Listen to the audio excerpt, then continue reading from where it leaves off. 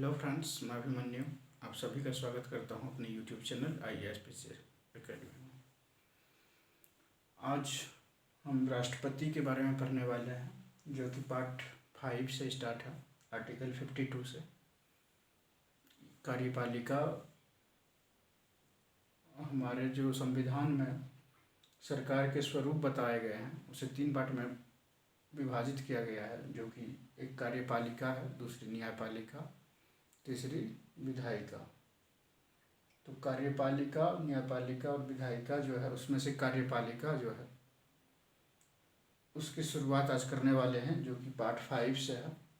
Union यानी कि संघ, पार्ट 5 आर्टिकल 52 से स्टार्ट है। इसमें हम पहले राष्ट्रपति के बारे में देखेंगे, उसके बाद उपराष्ट्रपति है, उसके बाद फिर मंत्रिपरिषद है, फिर पार्लियामेंट के और भी अन्य पक्ष को देखेंगे। तो इसमें सबसे पहले यदि राष्ट्रपति की बात की जाए तो आर्टिकल 52 से स्टार्ट होता है, और आर्टिकल 52 में यह लिखा हुआ है कि भारत का एक राष्ट्रपति होगा। भारत का एक राष्ट्रपति होगा। उसकी योग्यताओं के बारे में बात करेंगे आगे, वह अलग किसी दूसरे आर्टिकल में लिखा हुआ है। तो अभी आर्टिकल 52, 3, 4 और 5 यानी कि 52, 53, 54, 55 इस आर्टिकल पर हम बात करने वाले हैं। तो सबसे पहले तो आर्टिकल 52 जो है उसमें लिखा हुआ है भारत का एक राष्ट्रपति होगा, जो कि फिर आर्टिकल 53 में है संघ सरकार की कार्यपालिका शक्ति जो होती है, संघ सरकार जो होता है यानी कि केंद्र में जो सरकार होगी उसकी जो कार्यपालिका शक्ति होती है वह राष्ट्रपति में निहित होती है। तो इसी प्रकार राज्य सरकार की कार्यपालिका शक्ति किस में निहित होगी? राज्यपाल में, यानी कि गवर्नर। यह संघ सरकार की जो कार्यपालिका शक्ति राष्ट्रपति में निहित होती है, इसका उपयोग जो है यानी कि इस शक्ति का उपयोग इसके अधीनस्थ करेंगे, यानी कि जो मंत्रिपरिषद का निर्माण होता है, जिसके कि मुखिया प्रधानमंत्री होते हैं। यानी कि हम बोल सकते हैं कि राष्ट्रपति जो है, राष्ट्रपति की शक्ति का उपयोग प्रधानमंत्री के द्वारा किया जाता है।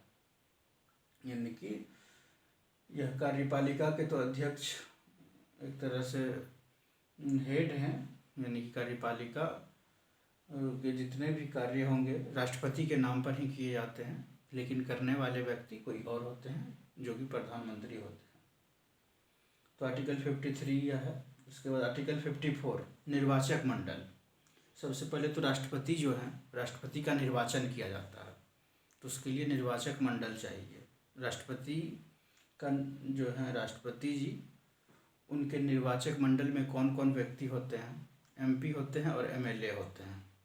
तो हमारे देश में जितने भी राज्य हैं और केंद्र शासित प्रदेश, वैसे केंद्र शासित प्रदेश जहाँ पर MLA हैं, जैसे दिल्ली और पुडुचेरी, यानी कि दिल्ली और पुडुचेरी में MLA हैं, वहाँ पर सरकार, राज्य सरकार बनती है। जैसे दिल्ली में अभी केजरीवाल की सरकार है और पुडुचेरी में भी किसी की सरकार होगी, वहाँ भी चीफ मिनिस्टर होते हैं। तो यहाँ पर लेफ्टिनेंट गवर्नर होते हैं, जैसे अन्य राज्यों में गवर्नर होते हैं। तो इस तरह के जो केंद्र शासित प्रदेश हैं वहाँ पर लेफ्टिनेंट गवर्नर होते हैं। तो इसमें निर्वाचक मंडल में लोकसभा के सदस्य, राज्यसभा के सदस्य, यानी कि पार्लियामेंट के जो मेंबर होंगे, MP member of parliament, Lok Sabha और राज्यसभा दोनों इसमें आ जाता है। तो लोकसभा के कितने सदस्य और राज्यसभा के कितने सदस्य, इसमें जानने वाली यह बात महत्वपूर्ण है कि लोकसभा में 545 सदस्य होते हैं, लेकिन भाग लेने वालों की संख्या 543 है। क्यों है? क्योंकि जो 2 लोकसभा में सदस्य होते हैं वह राष्ट्रपति ही उसे एक तरह से नियुक्त करते हैं। तो इस कारण से वह राष्ट्रपति की जो निर्वाचक मंडल है उसमें वो शामिल नहीं होंगे। और राज्यसभा में 12 ऐसे मेंबर होते हैं जिसे राष्ट्रपति नियुक्त करते हैं। तो उस कारण से 245 अभी के समय में है हमारे राज्यसभा की कैपेसिटी, यानी कि राज्यसभा में MLA नहीं, MP की संख्या 245 है, जो कि 12 MP को राष्ट्रपति नियुक्त करती है तो इस कारण से 12 को माइनस यदि करेंगे 245 में 233 आएगा, यानी कि 233 राज्यसभा के और लोकसभा के 243, सॉरी 543 ये एमपी हो गए। और एमएलए की यदि बात की जाए तो हमारे देश में अभी के समय में 28 राज्य हैं और 2 ऐसे केंद्र शासित प्रदेश हैं जिसके कि एमएलए, जहाँ एमएलए होते हैं वहाँ अभी जम्मू कश्मीर को जो विभाजित किया गया है उसमें उस तरह का मतलब पूरी तरह से इसे यूनियन टेरिटरी बना दिया गया है। अभी के समय में वहाँ अपनी सरकार नहीं होती है जैसे दिल्ली में है या जैसे पहले वहाँ हुआ करती थी। तो 28 + 2 30 राज्यों के जो एमएलए होंगे वह भाग लेंगे। तो निर्वाचक मंडल हमने देख लिया, इसमें एमपी भाग लेंगे और एमएलए भाग लेंगे, यही 2 भाग ले सकते हैं, इसके अलावा कोई नहीं। और एमपी एमएलए दोनों वैसे एमपी एमएलए, जैसे एमपी की यदि बात की जाए तो जिसे राष्ट्रपति ने नियुक्त यदि किया है तो वह एमपी नहीं होंगे। फिर यह तो निर्वाचक मंडल हो गया। फिर आर्टिकल 55, तो इसमें हम देखते हैं निर्वाचन पद्धति क्या है, यानी कि निर्वाचन जो राष्ट्रपति जी का होता है उसे किस प्रकार से कराया जाता है, उस पद्धति का नाम क्या है। तो उस पद्धति का नाम हम देख रहे हैं एकल संक्रमणीय आनुपातिक गुप्त मतदान पद्धति है, यानी कि ये जो मतदान होता है गुप्त तरीके से होता है, तो इसलिए इसे गुप्त मतदान पद्धति कहा जाता है। तो इसमें प्रस्तावक होते हैं, अनुमोदक होते हैं। प्रस्तावक उस व्यक्ति को कहते हैं जो कि प्रस्ताव रखते हैं कि हम फला व्यक्ति को राष्ट्रपति के लिए प्रस्ताव रखते हैं कि ये खड़े हों हमारे तरफ से, हम इनका प्रस्ताव रखते हैं। और कुछ लोग खड़े होकर उसका समर्थन करते हैं कि हाँ हम इस व्यक्ति को राष्ट्रपति के लिए एक तरह से नॉमिनेट हो, हम इसलिए इनका समर्थन करते हैं। यानी कि ये दोनों तरह के व्यक्ति जो प्रस्तावक और अनुमोदक हैं वह दोनों चाहते हैं कि राष्ट्रपति के लिए फला व्यक्ति एक तरह से इलेक्शन में पार्टिसिपेट करे, यानी कि खड़े हों। तो प्रस्तावक की संख्या और अनुमोदक की संख्या दोनों जो है 50-50 होनी चाहिए। प्रस्तावक 50 होने चाहिए और अनुमोदक भी 50 होने चाहिए। और यदि आप प्रस्तावक हैं तो अनुमोदक नहीं बन सकते, और अनुमोदक हैं तो प्रस्तावक नहीं बन सकते। यदि बहुत सारे व्यक्ति खड़े होते हैं इलेक्शन में, राष्ट्रपति के इलेक्शन में 2, 3, 4, 5, तो उसमें से एक व्यक्ति जो होगा वह एक कैंडिडेट के लिए ही प्रस्तावक या अनुमोदक हो सकता है, दूसरे के लिए प्रस्तावक या अनुमोदक नहीं हो सकता है। तो यह तो थी बात प्रस्तावक और अनुमोदक की। फिर जमानत राशि की यदि बात की जाए तो जमानत राशि इसमें 15,000 रुपये जमा किया जाता है। वह आप जमा कर सकते हैं, पैसे डायरेक्ट कैश के रूप में या चेक के रूप में, और भी बहुत सारे तरीके हो सकते हैं।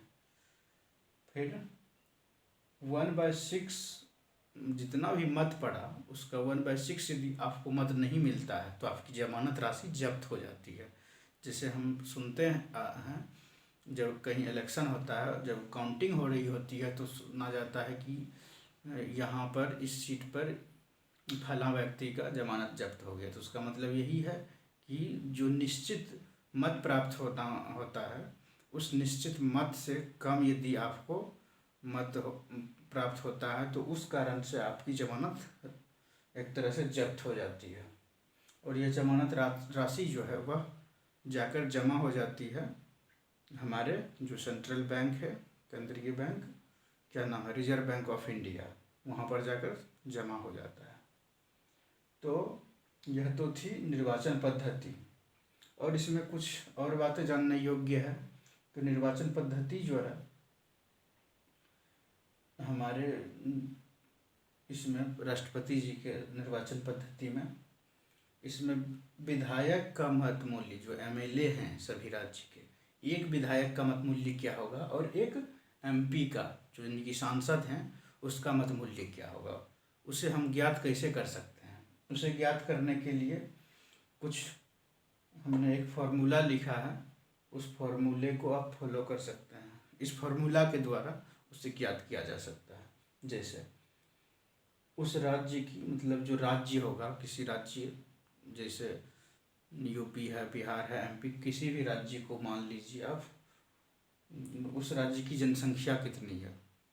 यदि यूपी की बात की जाए तो 23-24 करोड़ जनसंख्या है, और वहाँ की जो एमएलए की संख्या है 400 समथिंग, 4, 3, 5 ऐसे ही कुछ है। तो जितनी एमएलए की संख्या है उस संख्या से डिवाइड किया जाएगा उस राज्य की जनसंख्या को, यानी कि 23 या 24 करोड़ जितनी जनसंख्या होगी उस जनसंख्या को एमएलए की संख्या से डिवाइड किया जाएगा, और फिर मल्टीप्लाई किया जाएगा 1/1000 से, 1/1000 से इसे गुना किया जाएगा। तो फिर जब रिजल्ट आएगा तो वह होगा एक विधायक का मत मूल्य। तो यह तो एक विधायक के मत मूल्य की बात थी।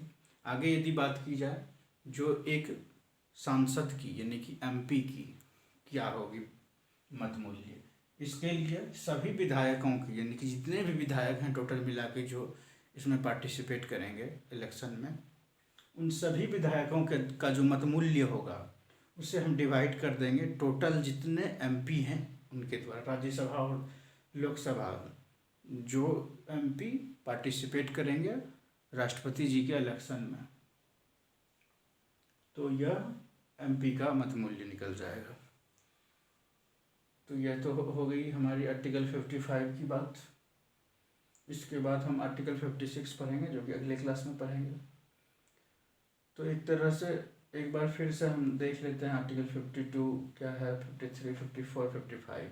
आर्टिकल 52 जो कि कहता है भारत जो है, भारत का एक राष्ट्रपति होगा, और 53 में राष्ट्रपति जो है वह संघ सरकार के कार्यपालिका के, मतलब राष्ट्रपति में शक्ति निहित है, संघ सरकार की कार्यपालिका की शक्ति किसमें निहित है, राष्ट्रपति में, जो कि राष्ट्रपति जो उपयोग करेंगे उसे अपने अधीनस्थों के द्वारा, यानी कि जो उसे राष्ट्रपति नियुक्त करेंगे जिस मंत्री को, यानी कि जो मंत्रिमंडल है उसका अध्यक्ष प्रधानमंत्री होगा, वह एक तरह से इसका उपयोग करेगा। इस तरह से हम बोल सकते हैं राष्ट्रपति जो है वह नाम मात्र का एक तरह से कार्यपालिका का अध्यक्ष होता है।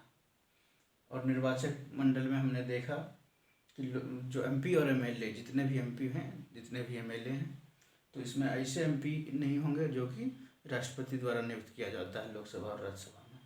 फिर निर्वाचन पद्धति ये प्रस्तावक और अनुमोदक की संख्या 50-50, जमानत राशि 15,000, 1/6, यानी कि 1/6 जितना है, मतलब इससे ज़्यादा मत होना चाहिए, नहीं तो जमानत आपका रद्द हो जाएगा। विधायक का मत मूल्य और एमपी का, यानी कि सांसद का मत मूल्य। तो आज की क्लास यहीं पर समाप्त होती है। कैसा लगा यह क्लास कमेंट करके अवश्य बताएं।